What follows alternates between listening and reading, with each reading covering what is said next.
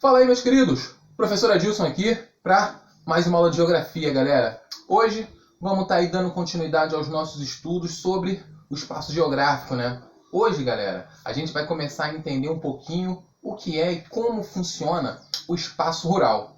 A gente já teve as nossas aulas sobre o espaço urbano e agora a gente vai estar começando a entender como é que funciona e o que é o espaço rural. Primeira coisa, né? Explicando o que é o espaço rural? O espaço rural a gente caracteriza como o espaço não urbano. O que é o espaço não urbano? É o espaço onde você tem predominantemente atividades econômicas do primeiro setor da economia. São aquelas atividades onde o ser humano trabalha diretamente com a natureza, produzindo seu alimento ou produzindo ou retirando matéria-prima. Deu para compreender? Ou seja, o espaço rural é aquele caracterizado por atividades econômicas relacionadas à agricultura, pecuária, extrativismo, caça, pesca. São as atividades onde o ser humano vai até a natureza, produz matéria-prima ou retira aquilo que ele necessita. Beleza? Espaço não rural caracterizado principalmente por atividades do primeiro setor da economia. Começar então, galera. Primeira coisa que a gente tem que entender é isso daqui, ó, esses conceitos, essa história por trás do espaço rural. As revoluções agrícolas, galera. Primeira coisa, a primeira revolução agrícola, ela acontece há cerca de, segundo a história nos conta, cerca de 10 mil anos no passado. Do que se trata essa primeira revolução agrícola? Foi quando o ser humano, quando a sociedade começou a aprender a produzir o seu alimento na terra. Antes disso, o ser humano era nômade. O que é um nômade? Significa que a sociedade ela não se fixava nos lugares. Ela tinha necessidade de estar se deslocando de um lugar por outro. As tribos nômades, tinham necessidade de se deslocar porque não conseguiam produzir os recursos necessários para a sobrevivência.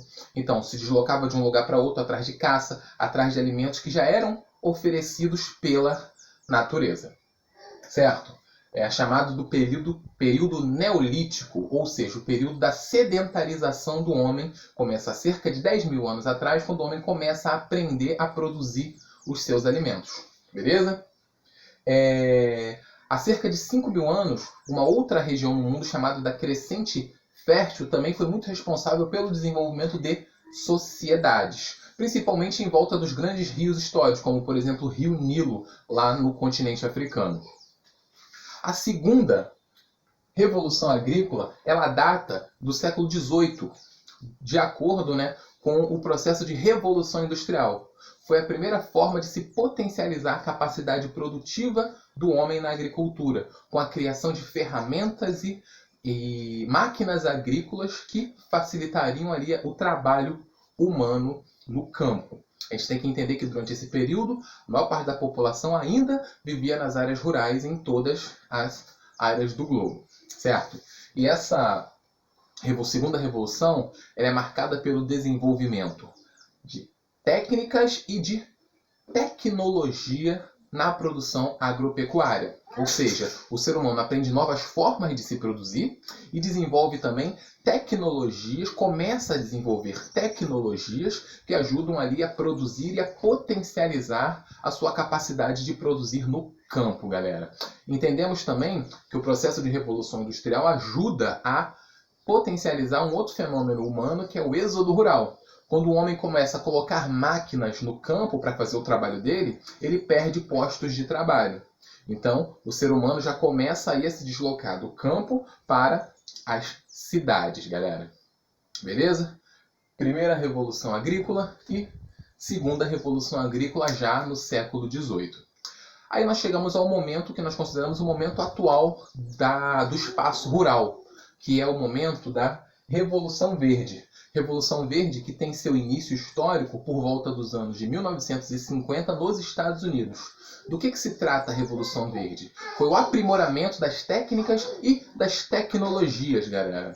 Foi quando o ser humano começou efetivamente a potencializar a sua capacidade produtiva, não apenas com máquinas, mas com outras áreas da tecnologia, para que se pudesse potencializar a capacidade de produção no campo.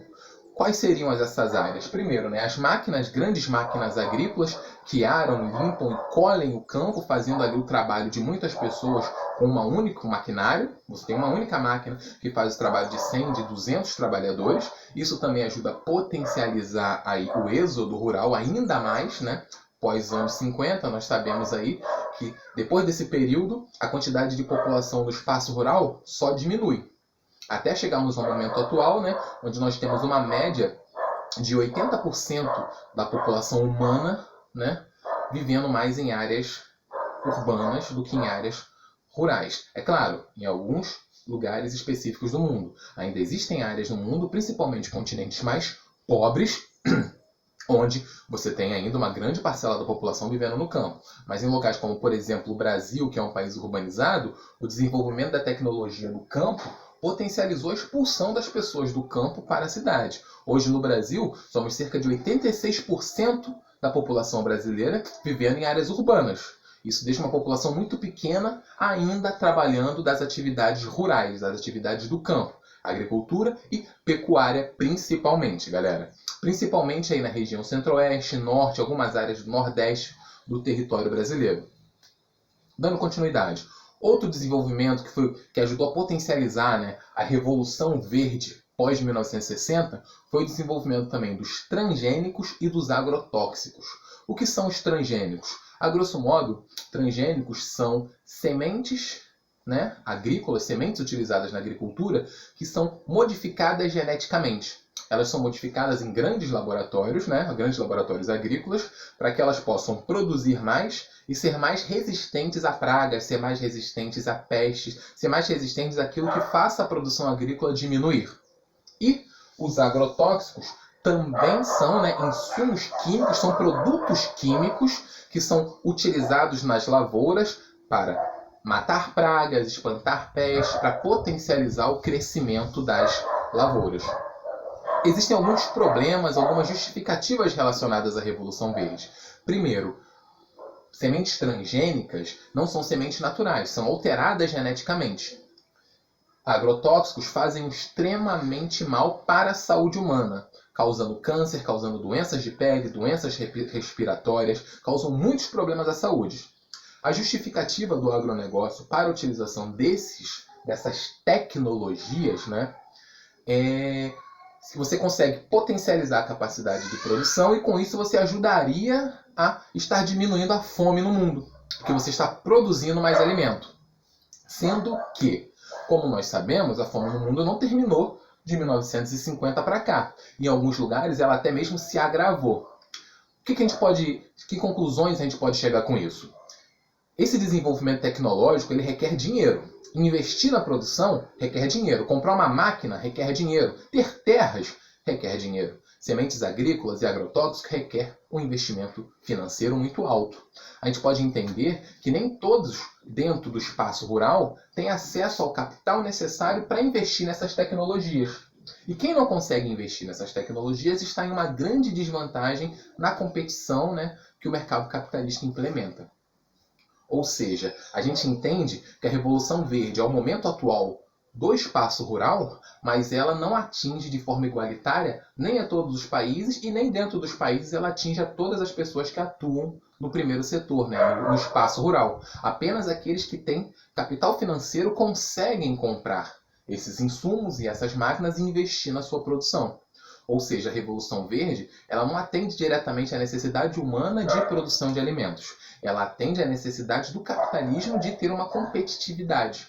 Ou seja, esses insumos eles são vendidos para quem pode comprar. E quem pode comprar consegue uma vantagem maior para competir com quem não pode. Deu para compreender? Falando isso de uma forma bem simplificada para vocês entenderem. Outro passo, né, muito característico agora também são os dois sistemas de produção que a gente encontra com mais facilidade atualmente. Que é o que são sistemas de produção primeiro, né? São formas de se produzir no campo. Atualmente, são as duas formas principais. O sistema de produção intensivo e o sistema de produção extensivo. Eles se aplicam tanto na agricultura quanto na pecuária. Basicamente, o sistema intensivo ele está abraçado pela Revolução Verde. É o sistema de produção onde você vê a implementação de muita tecnologia. Se você vê máquinas, transgênicos e agrotóxicos sendo utilizados no campo, ele está utilizando o sistema intensivo de produção. Seja máquina no campo agrícola ou seja até mesmo na pecuária. Quando você tem o gado sendo vacinado, recebendo insumos ali, rações que ajudam ele a produzir mais, é uma tecnologia que está sendo implementada. Já o sistema extensivo, ele se caracteriza por uma produção mais tradicional. Normalmente está relacionado ali à agricultura familiar e ao baixíssimo ou nenhuma utilização de tecnologia durante o processo produtivo. Ou seja, sistema intensivo, seja na pecuária ou seja na agricultura, está caracterizado principalmente intensivo por uso de tecnologia. Extensivo, formas tradicionais de produção ou de criação dos animais no campo, do gado, das galinhas, dos cabritos, do que estiver sendo explorado ali pela sociedade humana.